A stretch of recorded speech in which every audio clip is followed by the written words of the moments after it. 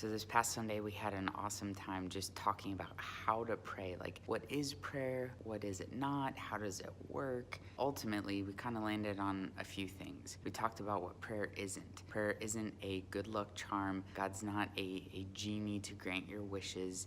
He's not Santa Claus to give him your wish list. It's also not about getting God to like you, to bribe him. It's not a one-way conversation, so it's not just you saying things and nothing happening. We did say that prayer is a conversation with God. And what do you do in a conversation? Well, with God, you tell him how awesome he is. You tell him about the things that you're thankful for. You also tell him where you're messing up, where are you struggling, where are you sinning, and how you would want him to work in your life and in others. In the how does this actually work section, there's really three main parts to prayer. You tell God things, God hears those things, and God acts. But the key is results may vary. We talked about that God is a good father. Good fathers probably know what's better for their children than their children do.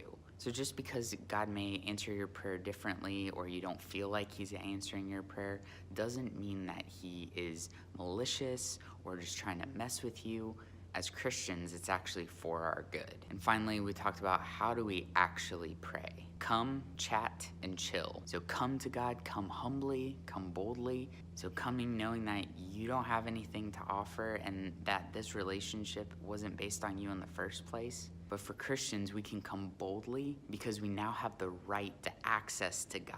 The second part is chat or converse. Talk to God. Talk to God about all the things that are going on. There's nothing too big or too small. And then third is chill out. If you're asking God to work in big ways or things that are weighing on you, it's important to remember that God cares about you and he's powerful enough to work. So as Christians, we need to trust him to work all things together for our good and his glory. Towards the end, we had a few practical how-tos. A lot of times, we don't actually know what to pray. We don't know what words to say. So I told them, flip open to a psalm, glance at it, and if it is just more confusing than helpful, then move on to the next one until there's something that sparks something in your mind. Sometimes it's really helpful to write things down first so you don't have to come up with things off the top of your head. So I had them write down at least one thing from 5 different categories. What's something that amazes you about God? What's a way that he's super awesome?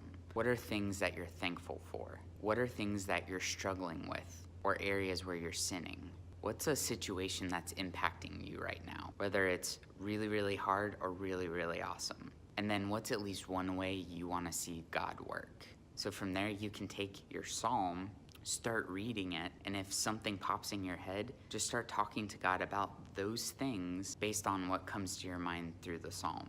I'll outline this more in the blog post. I would encourage you, if you're not already, maybe start praying with your kids. You can use these 5 elements and then pick a psalm and see what happens. And I think it's really helpful when you haven't built the muscle of praying, especially praying out loud with other people. It might help if you let them write down these things ahead of time so that they actually know what to say when they're going to pray. I hope to reinforce these things in future weeks. And please let me know if you guys have any best practices that have worked really well with your kids.